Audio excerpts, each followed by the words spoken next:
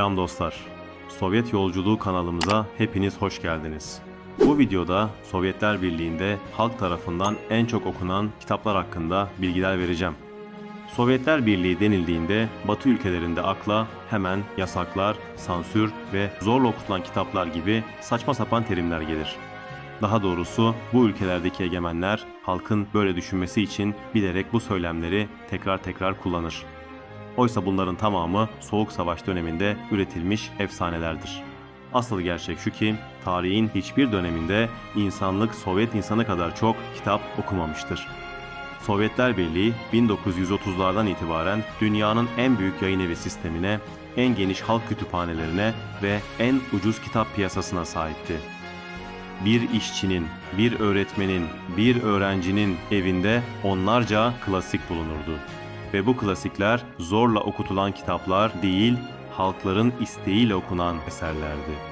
Batı'da popüler hale gelen George Orwell'ın 1984 ya da Hayvan Çiftliği gibi çok sayıda kara propaganda kitapları ise Sovyet insanı için anlamsız, hatta komik bulunurdu. Çünkü Sovyet insanı kendi toplumunu Orwell gibi ülkelerinden çok uzaklarda yaşayan propagandist kişilerden değil, bizzat kendisi ve kendi gibi aynı ülkede yaşayan edebi sanatçılardan öğrenirdi. Sovyet insanı kitapta yalnızca hikaye aramazdı, kendini arardı. Bu gibi eserlerin temel argümanı devletin insanlara zorla kitap okuttuğu iddiasıdır. Bu saçma iddia tamamen Batı basınının hayal ürünüdür. Gerçekte Sovyet halkı devletin halkların ilerlemesi adına desteklediği kültürlerin içinde özgürce okur, tartışır ve üretirdi. Şimdi bölümler halinde gidelim ve her Sovyet lideri dönemine göre öne çıkan konu başlıklarını sizlere aktaralım.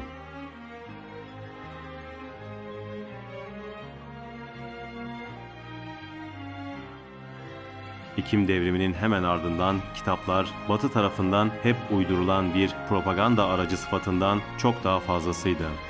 Kitaplar yeni bir dünyanın düşünsel temeliydi. Okuma yazma oranı 1917'de %30 iken 1924'e gelindiğinde %60'ı geçmişti. Lenin'in başlattığı Likbez adlı okuma yazma seferberliği sayesinde milyonlarca insan hayatında ilk kez kitaplarla tanışmıştı. Bu muazzam bir atılımdır. Bu dönemde en çok okunan eserler Lenin'in Ne Yapmalı ve Devlet ve Devrim adlı kitaplarıydı. Devrimden önceki süreçlerde egemenlerin bir şekilde ezdiği milyonlarca insan Lenin'e ve görüşlerine öyle bir sarılmıştı ki bu durum Sovyet insanının direkt olarak kitap okuma alışkanlıklarına yansıdı. Diğer yandan Maxim Gorki'nin Ana romanı da devrimci bilincin bir sembolüydü. İşçi kadının devrimci bilince ulaşmasının anlatıldığı bu eser, Sovyet insanı için yalnızca bir roman değil, insanın bireysel dönüşümünün bir pusulası olarak anılan bir başyapıttır. Nikolay Çernişevski'nin Nasıl Yapmalı, bizzat Lenin'in de gençliğinde etkilenip parti örgütlenmesi anlayışında ona yol gösterici olan bir eserdir.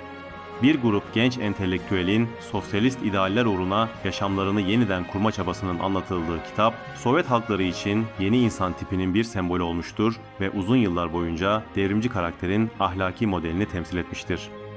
Ayrıca Tolstoy, Dostoyevski, Pushkin, Gogol gibi klasikler Lenin döneminde milyonlarca kişi tarafından okunmuştur. Lenin döneminde Sovyet insanı için kitap okumak sadece bilgi edinmek değil, kendini dönüştürmenin ve devrimin bir parçası olmanın bir yoluydu. Lenin döneminde insanlar devrimi sadece silahlarla değil, kitaplarla da savunmuştur. Her köy okulunda, her işçi derneğinde, her evde birer okuma köşesi vardı. Bu köşelerde Gorki'nin, Tolstoy'un ya da Lenin'in kitapları her zaman olurdu. Lenin dönemi Sovyet halkının kitapla kurduğu ilişkinin temelini atmıştır. Kitap artık tarih boyunca olduğu üzere insanlığın sadece basit bir kültür aracı değil, tüm insanların devrimci bilincini artıran bir nesne olmuştu.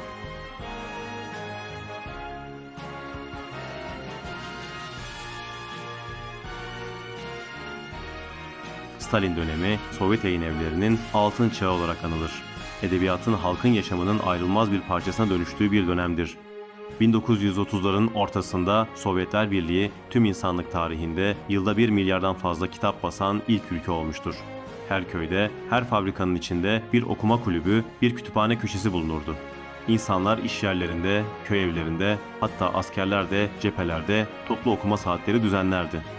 Sovyet insanı kitapta yalnızca kelimeleri değil, kendi tarihini, kendi emeğini ve kendi zaferini okumuştur.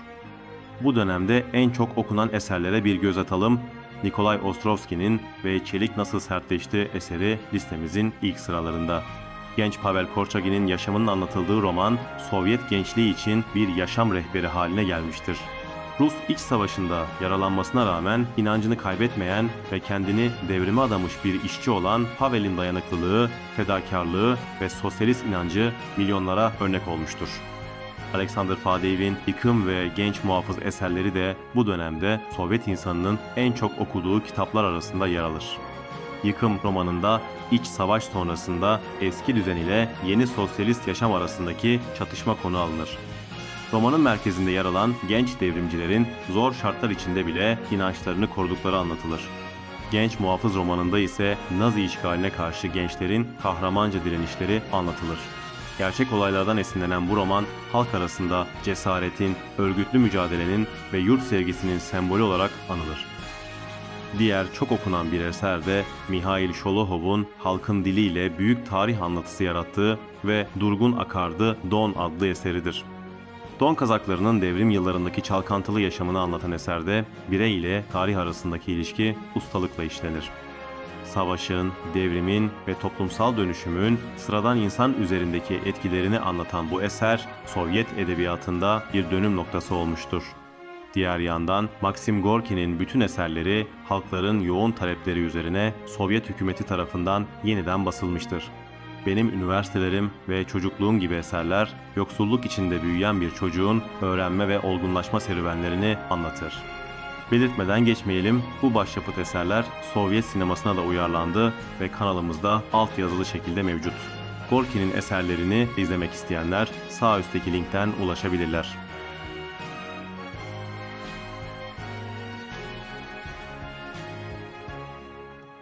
Joseph Stalin'in ölümüyle birlikte Sovyetler Birliği yeni bir döneme girdi.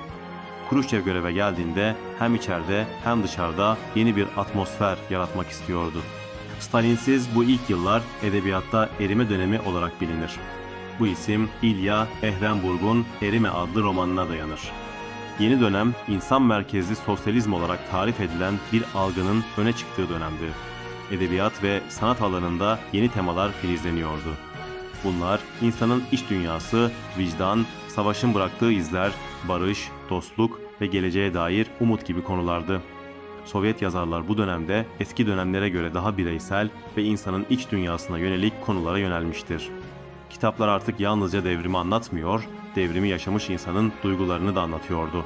Ama elbette sosyalist gerçekçiliğin özü olan insanı toplumla birlikte ele almak olgusu hiç değişmedi. Basın ve edebiyatta farklı sesler duyulmaya başlanmasına rağmen bu çeşitlilik sosyalist ideallere sadık bir zemin üzerindeydi. Kruşçev döneminde kitap basımı ve okur sayısı hızla artmaya devam etti. 1950'lerin sonunda yılda yaklaşık 1 milyar 300 bin kitap basılıyordu. Kütüphaneler, sendika salonları ve köy kulüpleri hala halkın yoğun olarak okumak için buluştuğu yerlerdi. İlya Ehrenburg'un Erime adlı romanı Kruşçev dönemi edebiyatın simgesi olmuştur. Eserde savaş sonrası Sovyet insanının duygusal çözülüşü ve yeniden doğuşu anlatılır.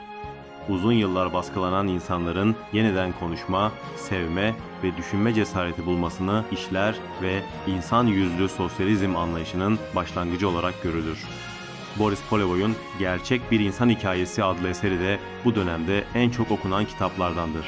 Savaşta iki bacağını kaybeden bir pilotun yeniden uçma ve anavatanını savunmaya devam etme mücadelesi milyonlara ilham vermiştir. Gerçek hikayeye dayanan eserde pilot savaş sırasında protez bacaklarla yeniden uçmayı başarır ve Nazi uçaklarını düşürmeye devam eder. Sovyet insanının yenilmez iradesini ve imkansız denilenin bile emekle mümkün olduğunu gösteren bu eser günümüzde bile hala çok okunan eserlerdendir. Konstantin Simonov, savaşın ardından normal yaşama dönmeye çalışan insanların iç dünyasını işlemesi bakımından döneme damgasını vurmuştur. Yaşamak kavramı yalnızca nefes almak değil, insan onuruyla, topluma faydayla var olmak olarak tanımlanır. Savaş sonrası Sovyet insanının vicdanlı yeniden doğuşunun sembolü olmuştur. Kruşçev dönemi yalnızca çağdaş yazarlara değil, Rus klasiklerine de yeni bir ilgi dalgası getirmiştir. Tolstoy'un Savaş ve Barış'ı, Çehov'un öyküleri, Turgenev'in Babalar ve Oğullar adlı eseri yeniden milyonlarca baskı yaptı. Bu eserler o dönemde sadece geçmişin mirası olarak değil, sosyalist ahlakın temel taşları olarak da okutuluyordu. Sovyet insanı kendi kültürel kökleriyle yeniden bağ kuruyordu.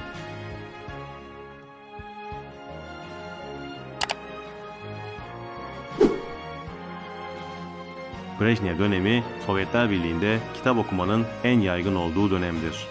Bu dönem, çoğu tarihçinin durgunluk dönemi olarak adlandırdığı yıllar olsa da kültürel ve entelektüel yaşam açısından bakıldığında bu dönem tam tersine istikrar, geniş halk okuryazarlığı ve edebi üretimin kurumsallaştığı bir zamandı.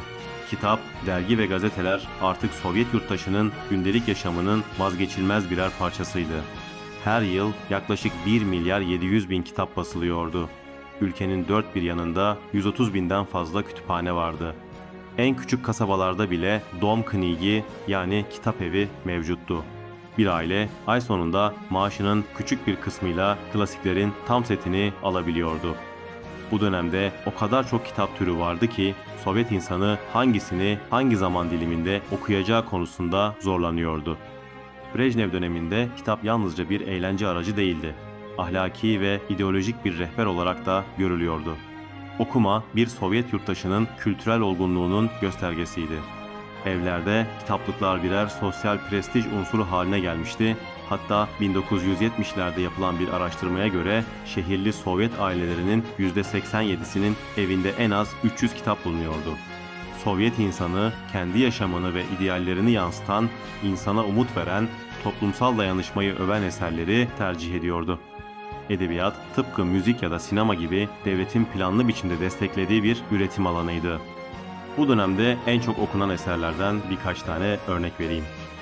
Yuri Bondarev'in Sıcak Kar adlı romanı, Stalingrad Savaşı'nı eşsiz bir şekilde betimleyerek Sovyet insanının gönlünde taht kurdu.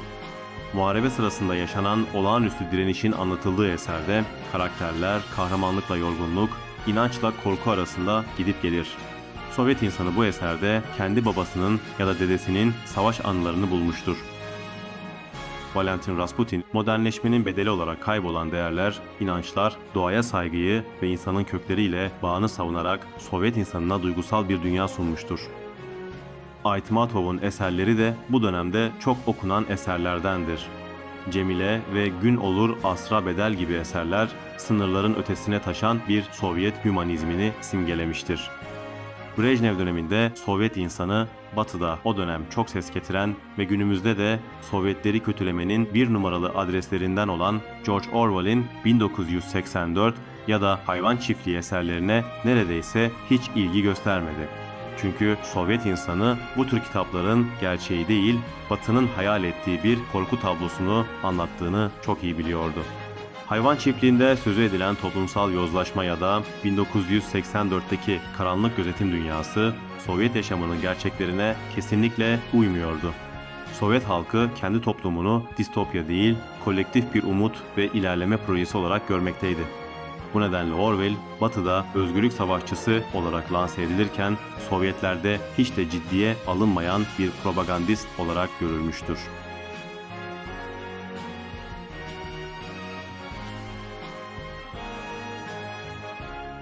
1985 yılı Sovyetler Birliği'nde yalnızca siyasal değil, kültürel dünya içinde bir dönüm noktası oldu.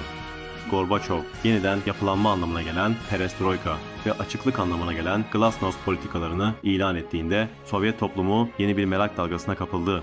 Ekonomik reformların yanında bilgiye ve fikir çeşitliliğine açılma süreci de başlıyordu. Glasnost'la birlikte daha önce sınırlı biçimde yayımlanmış ya da basımı ertelenmiş birçok yazarın eserleri yeniden gün yüzüne çıktı. Kütüphaneler ve kitapçılar adeta bir edebi patlama dönemine girdi. 89 yılında toplam 1 milyar 600 bin kitap basıldı. Bu rakam o dönem dünyadaki tüm kapitalist ülkelerin toplamından fazladır. Edebiyat artık yalnızca kütüphanelerde değil, gazetelerin ve dergilerin sayfalarında da canlı bir tartışma konusuydu. Gazeteler hem yeni romanlara hem de toplumsal konulara eş zamanlı olarak yer veriyordu. Okurlar geçmişte yalnızca belli çevrelerde bilinen eserlerle tanışmaya başladı. Ancak bu, Batı basınında iddia edildiği gibi yasakların kalkması falan değil, ideolojik güvenin artmasıyla gelen bir çeşitlilikti. Gorbaçov döneminde Sovyet okuru artık tarihine, geçmiş mücadelelere ve toplumsal sorunlara daha derin bakmak istiyordu. Gorbaçov'un glasnost politikasıyla birlikte Batı ülkelerindeki kitaplara da kısmen erişim açıldı.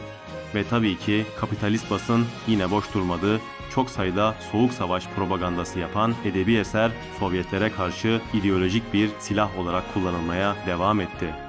Sovyetleri bilinçli şekilde kötüleyen bu kara propaganda kitapları da ülkeye kısıtlı olsa da girdi. Ama ilginçtir. Az önce değindiğimiz Orwell ve hatta Gulag Takım Adaları'nın yazarı Solzhenitsyn gibi planlı olarak Sovyetleri kötüleyen çok sayıda yazarın eserleri yayımlansa bile Sovyet okuru bu kitaplara büyük bir rağbet göstermedi.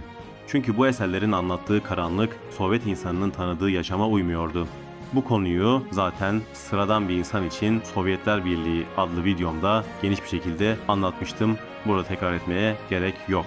O video linkini sağ üstte bırakıyorum, oradan izleyebilirsiniz. Cengiz Aytmatov'un Cengiz Han'a Küsen Bulut adlı eseri insanın ahlaki yozlaşmasını, doğayla kopan bağını ve modernliğin manevi bedelini işlemiş Sovyet yurttaşları tarafından çokça okunmuştur. Diğer yandan Vasili Belov, kırsal yaşamın dönüşümünü köyün artık ideallerle değil çıkarlarla yönetilmeye başladığını anlatır. Gorbaçov döneminin yeni bireyci eğilimlerini de sorgulamış ve Sovyet insanı kimdi, kim oldu sorusunu gündeme getirmiştir. Sovyet okurlar eserin diliyle kendi çevresinde gözlemlediği değişimi ilk kez bu kadar açık biçimde fark etmişti. Bilim kurgu türünde Strugatsky kardeşlerin romanları, özellikle de Uzayda Piknik ve Tanrı Olmak Zor İş eserleri Sovyet insanının geleceğe, insanlığa ve bilime dair inancını temsil etmiştir. Bu kitaplar günümüzde popüler hale gelen video oyunlarına da konu olmuştur. Stalker oyun serisi bu eserleri konu alır. Bir önceki videom olan Sovyet Video Oyunları adlı videomda da bu konudan bahsetmiştim zaten. Evet dostlar, Sovyetler Birliği'nde kitap yalnızca bir nesne değil, kolektif hafızanın da taşıyıcısıydı. Batı'da Sovyetlere dair gerçekten olmayan hayali kurgular konuşulurken, Sovyet insanı kendi ütopyasını okuyor ve yaşıyordu. Sovyetler Birliği insanına hiçbir kitap zorla okutulmadı. Aksine okuma hakkını bizzat kazandı. Kitap her işçinin, her köylünün, her öğrencinin elindeydi. Bir fabrika molasında, bir köy okulunda, bir metro vagonunda kitap her yerdeydi. Bugün Sovyet halkının ardında bıraktığı en büyük miraslardan biri işte bu okuma kültürüdür. Çünkü Sovyet insanı yalnızca çalışarak değil, okuyarak da bir ülke kurdu. 1991'e gelindiğinde Sovyetler Birliği yıkıldı ama Sovyet insanının okuma alışkanlığı sona ermedi. Aksine o kuşak insanlar bugün hala kitaplara büyük bir sevgiyle bağlıdır. Onlar için kitap sadece bir bilgi kaynağı değil, bir ideali hatırlatan dost gibidir. Sovyet edebiyatı hem geçmişin mirasını hem de geleceğin sancılarını omuzlayan bir edebiyat türüdür. Bir yandan çözülüşün hüznü, öte yandan değişimin heyecanı binlerce kitabın sayfalarına yansıdı. Sovyet insanı o sayfalarda kendi hikayesinin son satırlarını okudu belki ama o satırlar hala silinmemiştir. Bugün bile Sovyet edebiyatı insanın onuruna, emeğe, dostluğa ve umuda yazılmış en güçlü sayfalardan biri olarak tarihe geçti. Umarım Sovyet edebiyatına dair bu videomuz sizlere yararlı olmuştur. Faydalı olduğunu düşünüyorsanız videomuzu beğenmeyi ve Sovyet Yolculuğu kanalımıza abone olmayı unutmayın. Kanalımızda Sovyetleri ve dünya sosyalist hareketlerini konu alan belgesel tadında pek çok video yayınlıyorum. Diğer belgesel videolarımıza göz atmak isteyen dostlar videonun açıklama kısmından ulaşabilir. Sovyetlere dair az bilinen konularda başka videolar da hazırlıyorum. Neyi merak ediyorsanız yorumlara yazabilirsiniz. Diğer videolarda tekrar buluşmak üzere. Şimdilik hoşça kalın, dayanışmayla kalın.